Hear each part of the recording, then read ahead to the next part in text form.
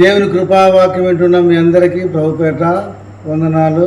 పరిశుద్ధ బైబిల్లో నుండి ఒక వచనాన్ని మనం చదువుకుందాము.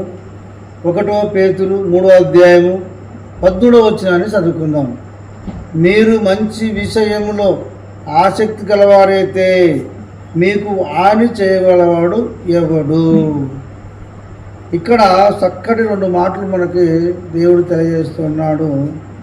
మీరు మంచి విషయంలో ఆసక్తి గలవారైతే, దేంట్లో మీకు ఆసక్తి ఉండాలా? మంచి విషయంలో, మంచి చేసే విషయంలో, మంచి కార్యములు చేసే విషయంలో, మంచి పనులు చేసే విషయంలో, మంచి ప్రేమించే విషయంలో, మంచి గుణము కలిగే విషయంలో, ఇతరులకు మంచి సహకారం చేసే విషయంలోనూ మీరు మంచి విషయంలో ఆసక్తి గలవారుగా ఉండాలా. ఉంటావు అలాగా? దేని మీద నువ్వు ఆసక్తి పెట్టుకుంటావు చెప్పు. కొంతమంది ఆసక్తి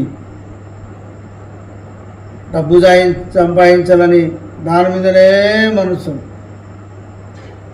ఒక బిల్డింగ్ కట్టించాలని దాని మీదనే ఆసక్తి, మంచి ఉద్యోగం సంపాదించుకోవాలని దాని మీదనే ఆసక్తి.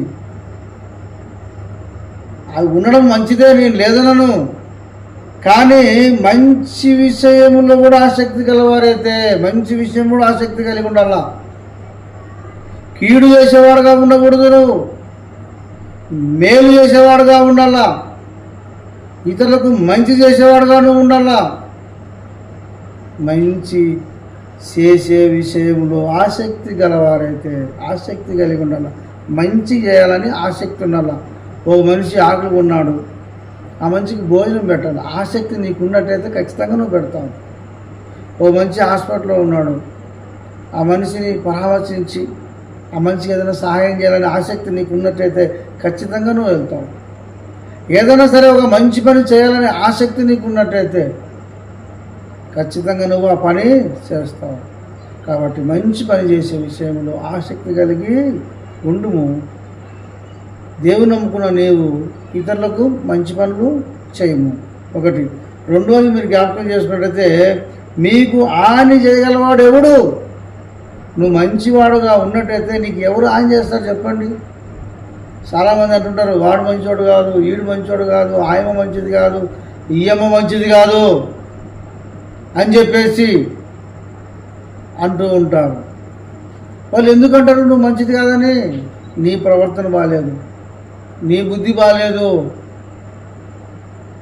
కాబట్టి వాళ్ళు మంచివాడు కాదంటే నువ్వు అర్థం చేసుకొని, దేంట్లో పడిపోయినావో అర్థం చేసుకొని దాన్ని వదిలిపెట్టేసి మంచిగా ప్రవర్తించే మనసు కలిగి ఉండాలని దేవుని యొక్క వాక్యం చదివిస్తుంది.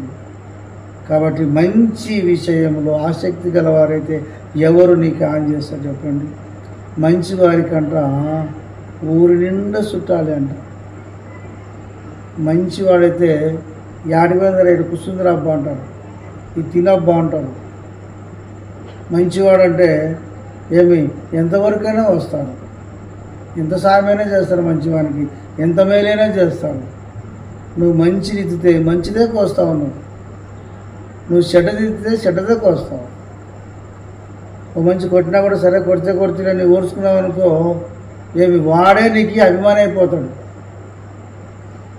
కాబట్టి మంచి చేసే విషయంలో ఆసక్తి కలిగి ఉండు. అలాంటి వారికి ఎవరు హాని చేసేవాడు ఉండడు, ఎవరు శత్రువు ఉండడు, అందరూ ప్రేమించేవారి వలె ఉంటారు.